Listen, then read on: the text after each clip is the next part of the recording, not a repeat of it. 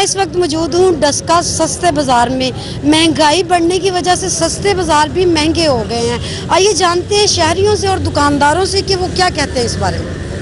महंगाई इतनी हो गई है ना, वहाँ बहुत तंग आ गई है। रोजाना डेली बच्चे लड़ते, माँ प्यो लड़ता कि बच्चे आंदे वह चीज़ खानी है, वालद कहता नहीं खान देनी, तो क्या करें।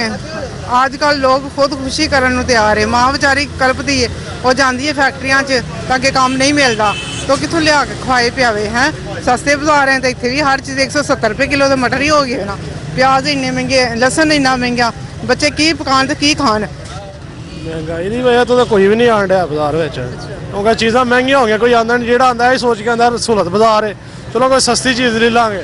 तो जिन्हें आना वो अगों वेखदा वही मामला जो बाजार च रोज़ नवे रेट, सुबह हो रहे शामी हो रहे। इस वजह तो कोई भी नहीं बाजार च आता, जो आता बस बहस वगैरह करके बिस्ती करके चला जाता है। इस तो ज़्यादा हम की कह सकते हैं। ये आम इंसान की पहुँच से बहुत दूर हो चुका है। ये सब एक ड्रामेबाजी है। तो सस्ता बाजार और महंगा बाजार, इमाम को कोई रिलीफ नहीं मिल रहा है। हुकूमत को चाहिए इकदाम करना, कोई डॉलर का रेट सस्ता करना सोना, तो महंगाई के काबू पाना, तेल सस्ता करन।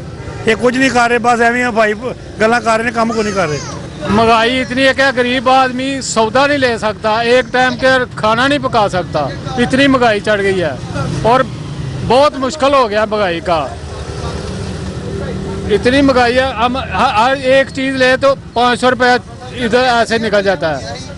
इतनी महंगाई अभी 20 दिन में इतनी महंगाई हो गई है कि गरीब आदमी क्या करे इधर। बहुत महंगाई, मेल नहीं मिल रहा, मजदूरी करेंगे तो पूरी नहीं होती,